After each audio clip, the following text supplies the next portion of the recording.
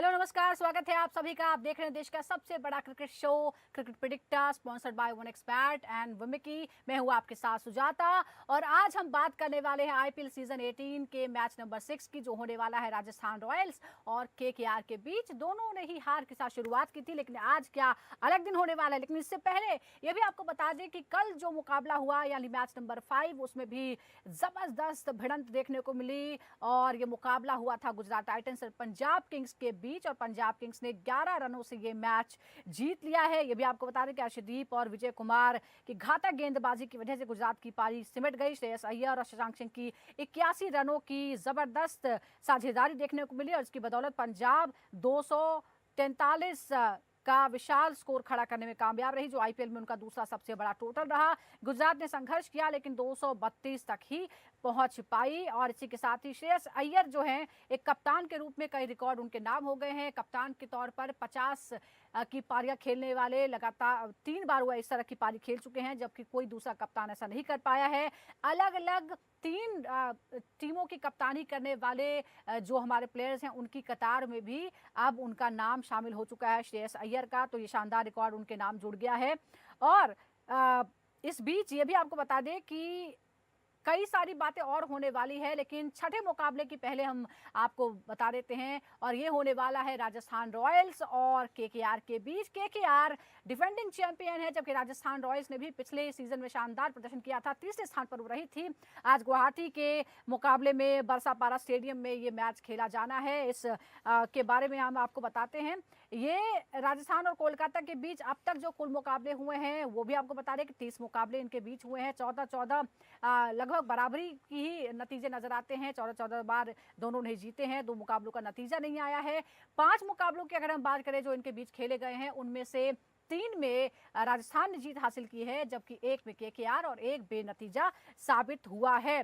Head to head हमने आपको बता दिया है। इसके साथ ही हम पिच की अगर हम बात करें तो ऐसा लगता है कि शायद जो ये है वो बल्लेबाजों के लिए थोड़ी सी मददगार साबित हो सकती है। यहाँ पर रन बनाना आसान माना जाता है, गेंद अच्छी तरह बल्ले पर आती है, जिससे बड़े शॉट खेलना आसान हो जाता है। टॉस जीतने पर पहले बल्ले गेंदबाजी करना जो है वो टीमें पसंद करती हैं, और एवरेज जो स्कोर है पहली पारी का वो 200 के पार ही बताया जा रहा है। हालांकि बहुत ज़्यादा मैचेस यहाँ पर नहीं हुए हैं, लेकिन आज के मुकाबले में क्या होगा ये भी आपको बता देते हैं और इस पर हम बात करते हैं। इस वक्त हमारे साथ 2 खास मेहमान जुड़ गए हैं। हमारे साथ हैं पूर्व क्रिकेटर और सिलेक्टर सरनदीप सिंह, और साथ ही पूर्व क्रिकेटर नोएल डेविड हमारे साथ जुड़ गए हैं।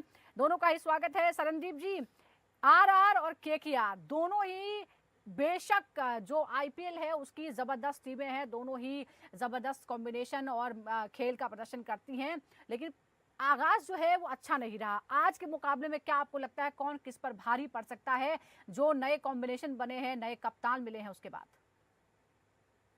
देखिए, बिल्कुल आगाज उतना अच्छा इनका नहीं रहा है। उसकी वजह कहीं ना कहीं अगर हम आरआर की बात करें तो कैप्टनसी उतनी अच्छी नहीं की गई है। हम्म। रायन पराग, वो जो बॉलिंग चेंजेस जो कहते हैं जो फील्ड के अंदर, वो एकदम क्लूलेस थे। उन्हें समझ ही नहीं था कि हो क्या रहा है, और सिर्फ वो मारे जा रहे हैं और आप खाया जा रहे हो।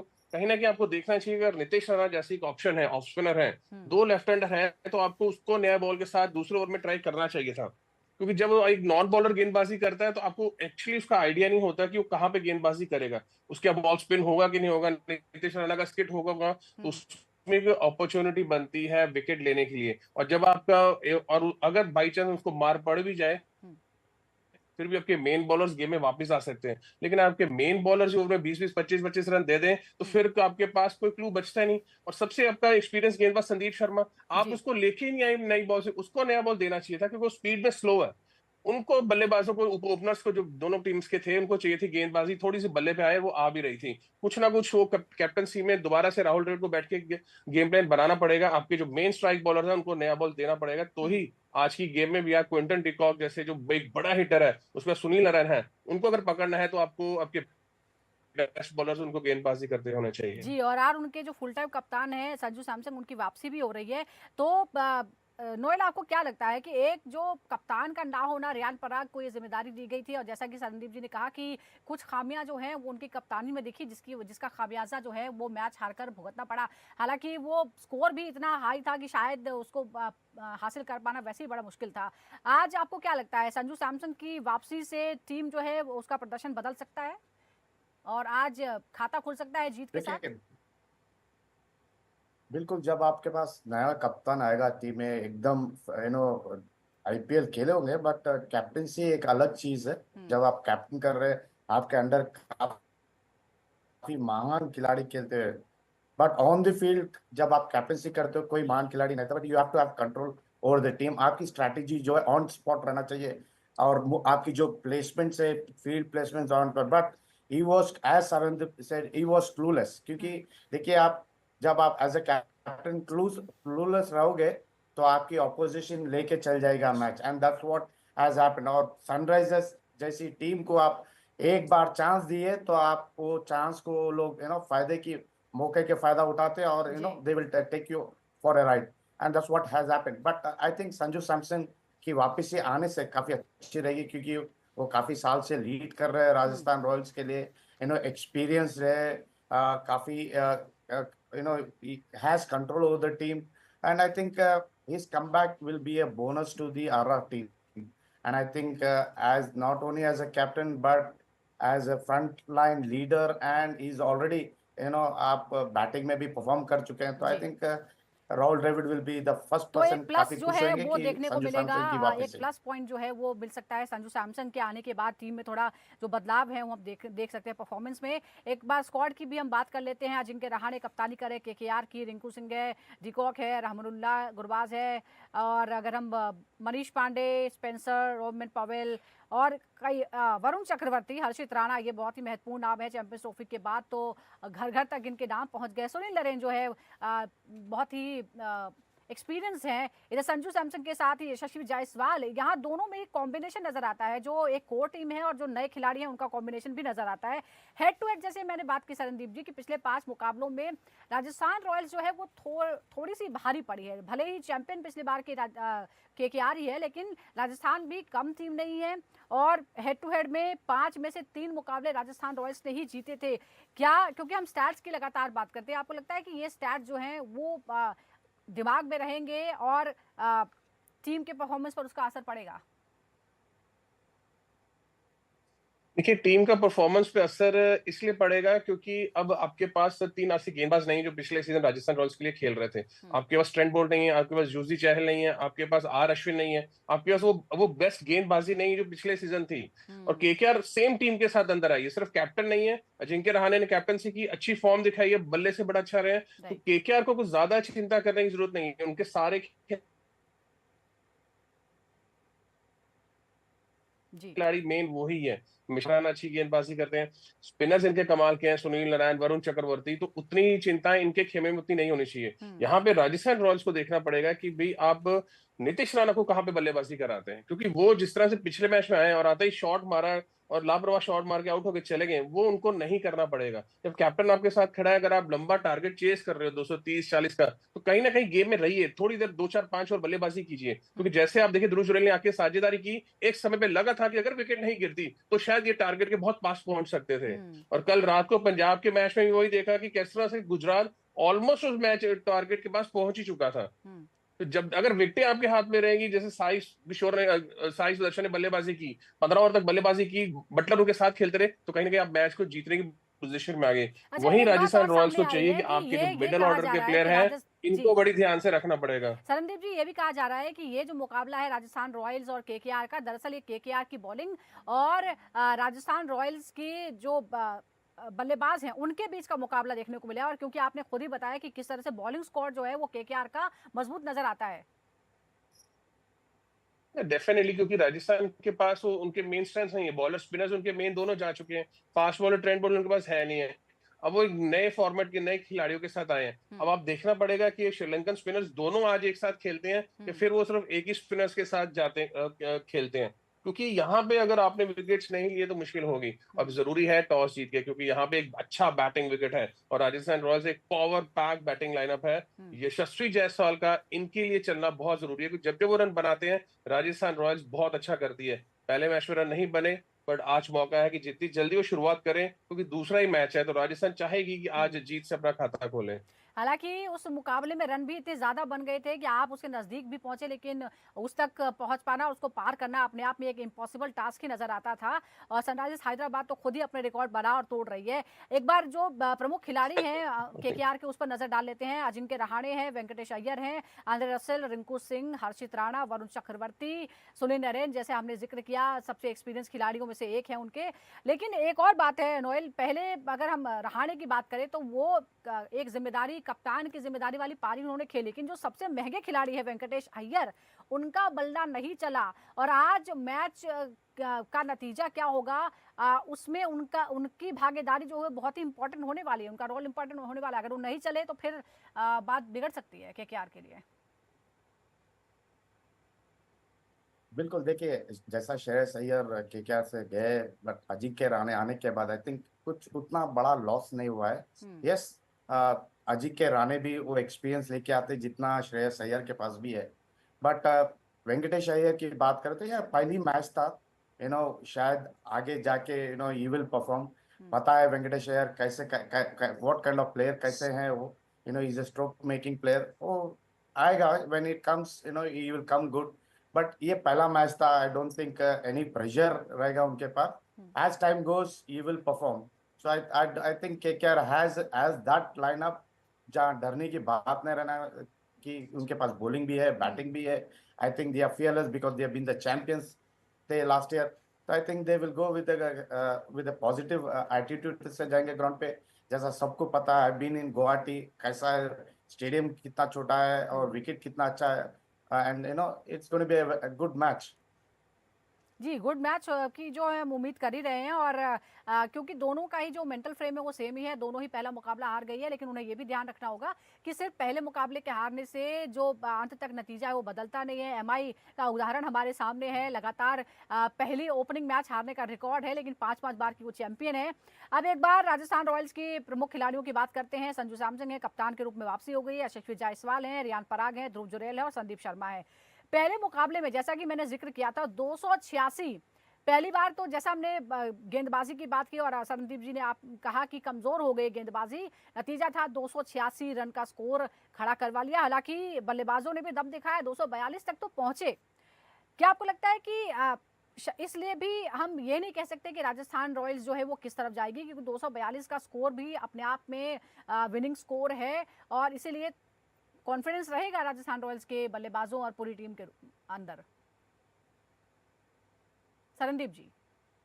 नहीं, बिल्कुल जी, डेफिनेटली। देखिए वो अपनी बैटिंग लाइनअप के ऊपर ही खेल रहे हैं, उनका सारा जो उनका मेन जो स्ट्रेंथ है वो उनकी बैटिंग है। इसलिए मैं कह रहा हूँ कि यशस्वी जायसवाल का चलना बहुत जरूरी है। देखिए लास्ट गेम में आप 240 तक पहुंचे हैं, तो आपके पास को ये एक कॉन्फिडेंस जरूर रहता है कि यार हम लोग भी 250 बना सकती है। राजस्थान रॉयल ये सोच सकती है, अगर पहले भी बैटिंग करे, अगर बाद में भी करे, पहले बैटिंग करे तो कोशिश करना चाहिए। क्योंकि इस साल मैं आपको बता रहा हूँ ज्यादातर गेम्स 200 प्लस जाने वाले, 200, 230, 40 पे स्कोर जाने वाले हैं। प्लेयर्स एक डिफरेंट तरीके से खेल रहे हैं, डिफरेंट टेक्निक यहाँ अपनाई जा रही है, किस तरह से बल्लेबाजी करनी है, एक अप्रोच डिफरेंट तरीके से हो गया। हर टीम ये कह रही है कि 170-80 वाला स्कोर नहीं है, 250 बनाओगे तो ही आप बचोगे। वो फ्रेम ऑफ माइंड में जब आप खेलते हैं फिर आपके लिए एक बड़े रन बनते हैं और मिडल ऑर्डर आपका अच्छा फॉर्म में है और वैसे ही बल्लेबाजी करनी चाहिए। केकेआर के लिए जैसे नोएल ने बोला कि वेंकटेश अय्यर को ज्यादा सोचने की जरूरत नहीं है। Just a first game, 2-3 game ये प्रेशर आपके ऊपर आता है, 4-5 गेमें निकल जाती हैं, क्योंकि फिर क्या है कि टाइम निकलना शुरू हो गया, फिर आप कहीं ना कहीं मिड सीजन के बीच में आना शुरू कर देते हैं, तब तक रन नहीं बन रहे और टीम भी हार रही हो, फिर जो स्पोर्ट्स स्टाफ है और जो मैनेजमेंट है उसके लिए फिर चिंताएं शुरू हो जाती हैं। जी, तो अभी हमें आगे मैच देखने होगा। लेकिन आपने जिस बात का, बिल्कुल नोएल, मैं आप दोनों के ही जो इंटरेस्ट का टॉपिक है उस पर हम आना चाहते हैं। जैसा कि संदीप ने जिक्र किया है कि आगे मैचों में हमें 200 प्लस के स्कोर बहुत बार देखने को मिलेंगे। और फिलहाल हम एक रिकॉर्ड जो हमारे पास है वो भी आपको बता दें, 2008 से 22 तक 15 बार जो है वो 200 प्लस का स्कोर हुआ, जबकि उसके बाद 23 से 25 यानी जो अभी हमने 5 मुकाबले खेले हैं, 15 बार ऑलरेडी 200 प्लस स्कोर बन चुके हैं। ऐसे में जो बॉलर्स हैं उनकी क्या भूमिका होने वाली है, उनका क्या फ्यूचर होगा 2020 क्रिकेट में, क्या वो सिर्फ रिसीविंग एंड पर रहेंगे? ये एक बहुत बड़ा सवाल है, क्योंकि ये कहा जाता है कि सारे जो रूल्स हैं वो तो बैटर के हक में है, फिर बॉलर क्या करे? नोएल। बिल्कुल बिल्कुल, ये तो एक क्या कह सकते हैं, it is sad story for the bowlers, क्योंकि उनकी पिटाई होती है। एडवांटेज जो है बॉलर पे, बेस्ट चेन्नई पे शायद थोड़ी बहुत हेल्प मिलती है स्पिनर्स के लिए, है तो फास्ट बॉलर्स की तो आप देखिए, आप कल की मैच में देखिए, सिराज को जो पिटाई हुई है, प्रदर्शन को काफी everyone were hammered, 25-25 run, 23 run मार रहे एक एक ओवर में, तो इमेजिन करिए बॉलर की हालत क्या होगी ऐसी ऐसी टी फॉर्मेट में। But you know this is what IPL brings into, ये है आईपीएल की खूबसूरती, एंटरटेनमेन कहते हैं ना, जो दर्शकों को चाहिए, क्राउड को चाहिए, फोर्स एंड सिक्सेस, यही तो है इसका। आई थिंक बॉलर्स के लिए एक डिसएडवांटेज है कि that they are not able to get दो दैट अप्रिसिएशन जो मिलना चाहिए। लेकिन शरणदीप ये जी, अच्छी मैं ये चीज है। क्योंकि शरणदीप आप और मैं दोनों ही जो है वो बॉलर्स का दुख जो है वो अच्छे से समझ सकते हैं, तो आखिर बराबरी कैसे आएगी शरणदीप जी? क्योंकि क्या आपको लगता है कि बीसीसीआई या आईसीसी खुद ये कर रही है बैटर्स को बेनिफिट देने के लिए, क्योंकि उसमें ज्यादा एंटरटेनमेंट है, उसमें ज्यादा दर्शकों के जुड़ने की उम्मीद है, फिर हम बराबरी की बात कैसे करेंगे? क्या कुछ ऐसी चीजें हैं जिसमें फिर से एक रिसर्च करने की जरूरत है, या जो बॉलर्स हैं उनको भी कुछ अपग्रेड करना पड़ेगा कि वो क्या करें ऐसा जिससे वो थोड़ा सा इफेक्टिव ज्यादा साबित हो? देखिए जी, स्पिनर्स जो हैं उनको स्किलफुल होना पड़ेगा। जो स्काउटिंग करते हैं, जो कोचिंग करते हैं, आपको ये देखना पड़ेगा कि स्किल किसके पास है। अगर आप पार्ट टाइमर्स को, स्पिनर्स को लेके आएंगे तो फिर तो वो रन के लिए जाएंगे जाएंगे। आप सिर्फ ऐसे नहीं कर सकते कि एक फॉर्मेट में ही एक लड़का अगर रणजी ट्रॉफी में है, अगर वो सिर्फ T20 फॉर्मेट ही खेल रहा है और कोई फॉर्मेट नहीं खेल रहा, तो इसको तो आप उसको उस लेवल पे नहीं पिक कर सकते। आप जितने भी देखिए आज की डेट में जो हाईएस्ट रन गेटर्स है, जो विकेट टेकर्स है, वो सारे वो प्लेयर है जो टेस्ट क्रिकेट भी खेलते हैं, ओडीआई भी खेलते हैं और वो T20 भी खेलते हैं। The player who play all three formats only he can be survived here. एक फॉर्मेट वाला खिलाड़ी नहीं खेल सकता। ये एक बहुत स्किलफुल गेम आ गया, इसमें स्किल लगना शुरू हो गया, टैक्टिक्स बननी शुरू हो गया, आपको किसको कब मारना है, आपको टारगेट्स किया जाता है बॉलर्स के ऊपर। आप देखिए जिस हाईएस्ट विकेट टेकर यूजी चहल है, अमित मिश्रा है, रशीद खान है, हरभजन सिंह है, पीयूष चावला, इन्होंने 200 250 विकेट लिए क्योंकि स्किलफुल थे। बाकी अब अगर स्पिनर स्किलफुल नहीं आ रहे हैं तो उसमें ऐसे नहीं कह सकते कि कुछ बैट्समैन के लिए चीजें बनाई जा रही, नहीं, क्योंकि बैट्समैन को भी अपना काम करना है। बैट्समैन के लिए तो एक बॉल आउट होने के लिए, बॉलर्स के पास तो फिर 24 बॉल है आउट करने के बिल्कुल लिए, बिल्कुल। और स्ट्राइक तो रेट कहीं ना कहीं 2024 अपने में, आप को बेटर करना पड़ेगा। जी, बल्लेबाजी का जो स्ट्राइक रेट रहा है 2024 का, वो भी हैरानी भरा रहेगा। 9.42 ये रहा है पर ओवर स्ट्राइक रेट। ये 2024 की हमने बात की है और ऐसे उम्मीद है कि शायद 2025 में ये भी आंकड़ा पार हो जाएगा। फिर एक बार आज के मुकाबले की बात करते हैं और एक कॉन्टेस्ट की बात करते हैं, बैटल्स प्लेयर बैटल की बात करते हैं। डी कॉक बनाम जोफ्रा आर्चर, कुल गेंदें 30 खेली हैं, 52 रन बने हैं, 2 बार आउट हुए हैं, 14 डॉट बॉल है, 6 चौके 3 छक्के, स्ट्राइक रेट है 173 का। दूसरा बैटल है रहाणे और संदीप शर्मा के बीच, 79 गेंदों का एनालिसिस हमने किया है, 75 रन बने हैं, 2 बार आउट हुए हैं, 38 डॉट बॉल्स हैं, 8 चौके लगे हैं, छक्का नहीं बरपा है, 94.9 का स्ट्राइक रेट रहा है, औसत रहा है 37.5 का।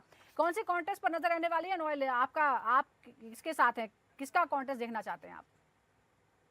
देखिए, जैसा आप क्विंटन डिकॉक और जोफ्रा के बात कर रहे हैं, तो आई थिंक क्विंटन डिकॉक काफी जाने माने खिलाड़ी है, सबको पता है कैसा स्ट्राइक करते हैं। But if I talk about Jofra के बात में, उनके पास सेकंड स्किल ऑफ लाइन नहीं है। आप देखिए लास्ट मैच सनराइजर्स के बाद, पेस है, पेस, अगर आप T20 में पेस है तो आप मार मार खाएंगे, that is no doubt in that. But आपके पास लोअर वन है, ना आपके पास द डेप्थ यॉर्कर है, ना आपके पास वेरिएशन है। देखिए, आप कमेंटेटर्स भी कह रहे थे कि इनके पास सेकंड लाइन ऑफ डिफेंस क्या है, व्हाट डज वेरिएशंस क्या। आप देखिए कितना एक बार बीमर भी डालें, तो आई डोंट थिंक जोफ्रा और डिकॉक की जो कॉन्टेस्ट, आई डोंट थिंक उतना ये रहेगा, क्योंकि डिकॉक काफी he'll take it away from this thing. तो आप And I find रहाणे और that संदीप शर्मा को देखना चाहते हैं। एक और कॉन्टेस्ट जो है वो बैटल बता देते हैं, बिल्कुल संजू सैमसंग बनाम सुनील नरेन। 82 गेंदों का एनालिसिस है, 66 रन बनाने में कामयाब रहे, 3 बार आउट हुए हैं, 36 डॉट बॉल रही है, 3 चौके 1 छक्का, स्ट्राइक रेट 80 का रहा है, जो कि बहुत अच्छा T20 और IPL में नहीं माना जाता है। यशस्वी जायसवाल, हर्षित राणा की बात करते हैं, 7 ही गेंदों का एनालिसिस है, फिलहाल 19 रन बने हैं, आउट नहीं कर पाए हैं, 2 डॉट बॉल, 3 चौके 1 छक्का लगा है, स्ट्राइक रेट है 271 का। शरणदीप जी, आप किसका कॉन्टेस्ट देखना चाहते हैं आप? देखिए, मैं तो जरूर डेफिनेटली संजू सैमसन का देखना चाहूंगा, क्योंकि हर्षित राणा एक नया लड़का है और यशस्वी जायसवाल ऑलरेडी एस्टेब्लिश हो चुका है। ठीक है, ये और Harshit Rana is totally different bowler. हाँ, वैभव अरोड़ा होता तो मैं बेशक कह सकता था कि उसके पास एक चांस था, आउटसाइड चांस, कि वो गेंद को स्विंग करवाता है तो जायसवाल को मुश्किल हो सकती है उसके बाद। बट संजू सैमसन है, और संजू सैमसन खाली सिर्फ आपको सुनील नारायण नहीं, वरुण चक्रवर्ती को भी कि उसको उनको टैकल करना पड़ेगा, क्योंकि राइट। दोनों पार्टनरशिप्स में गेंदबाजी करते हैं, सुनील नारायण, वरुण चक्रवर्ती, हम्म। और इसीलिए सबसे ज्यादा विकेट भी वो दोनों ही निकालते हैं। तो जी वो एक इंटरेस्टिंग आपस में बैटल होगा देखने के लिए, संजू सैमसन वर्सेस वरुण चक्रवर्ती एंड सुनील नारायण। जी। तीन ऐसे प्लेयर्स जो इम्पैक्टफुल रहेंगे आज, नोएल। देखिए, अ, हर कोई खिलाड़ी आजकल, मैं किसी तीन की के नाम नहीं लूंगा, बट मुझे तो I will look forward to you know Ajinkya Rahane the captain, क्योंकि उनकी कमबैक जो है काफी हिस्टोरिकल रह चुकी है इंडियन टीम से बाहर, but T20 format he is playing franchisee, काफी फ्रेंचाइजी खेल चुके हैं। आरआर को आने के बाद या जी केकेआर को आने के बाद वो परफॉर्म किया, तो आई थिंक मुझे, I love this guy, so I would love to see him scoring. Ji. Sarandeep ji, आप बताइए कौन से तीन खिलाड़ियों पर नजर रहेगी जो मैच बदल सकते हैं। देखिए, सबसे केकेआर की तरफ से अगर बात करें तो रिंकू सिंह, क्योंकि वो हम्म। मिडिल ऑर्डर में आते हैं और लास्ट में वो गेम को बड़ी खूबसूरती से चलाते हैं, और हम्म। एक बड़े हिटर भी हैं। कभी भी किसी टाइम भी वो गेम को बदल सकते हैं, तो उनका लास्ट तक रहना इनके लिए बहुत जरूरी है, हम्म। क्योंकि आंद्रे रसेल जब भी आते हैं वो हिटिंग बल्ला घुमाते हैं, उनके वो कंसिस्टेंसी नहीं है। जी। रिंकू सिंह में वो कंसिस्टेंसी है कि वो देखना चाहेंगे। और उसके बाद अगर राजस्थान रॉयल्स से, तो ध्रुव जुरैल के ऊपर, जिस तरह से वो पहले मैच में उसने अपनी फॉर्म दिखाई है, ये मैच भी उसके ऊपर बहुत ज्यादा डिपेंडेंट रहता है कि इतनी खूबसूरती से खेलते हैं। और संदीप शर्मा, जी प्लीज उनको नया बॉल दीजिए गेंदबाजी करने के लिए, जी। अगर आपको सुनील यस, नारायण और क्विंटन डिकॉक को आउट करना है तो। आज आपकी फेवरेट कौन है, आरआर और केकेआर? मेरी तो केकेआर है, देखिए मैं किंग खान का फैन हूँ, जी। और बाहें फैला के खड़ा हूं उनके स्वागत के लिए। नोएल, आपका फेवरेट कौन है आज के लिए? देखिए, I am going with RR today, because RR के पास उतनी स्ट्रॉन्ग बैटिंग लाइनअप है। I think I agree to Sandeep, जो बॉलिंग नहीं है, जी। बट चलिए, तो अगर वो बराबरी की चेस टक्कर किए, ऐसा लग आई रहा है, थिंक मैदान पर भी बराबर में और हमारे पैनलिस्ट में भी बराबरी जो है फिलहाल नजर आ रही है। देखना होगा कि आज जब एक न्यूट्रल वेन्यू पर खेल रहे हैं वहां पर क्या नतीजा होता है, केकेआर या फिर राजस्थान रॉयल्स, कौन भारी पड़ता है, क्योंकि कहते हैं कि हर रोज एक नया दिन होता है।